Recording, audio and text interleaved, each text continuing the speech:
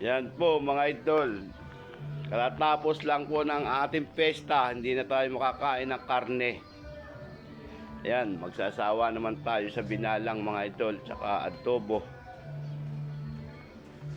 Magsisigang tayo ng sitaw mga idol para may sabaw. Sarap humikop. Ayan o. Magsisigang po tayo mga idol para makahigop ng mainit na sabaw. Butas mo tayo magsigang. At hindi na tayo makakain ng karne, nauumay na po. Kaya pumitas po tayo ng pansigang mga idol, tsaka ho pang adobo. Ayan po. Tatlong po tayo ating gagawin dyan mga idol. Isang binalang, isang adobo, tsaka po isang sinigang. Ayan po.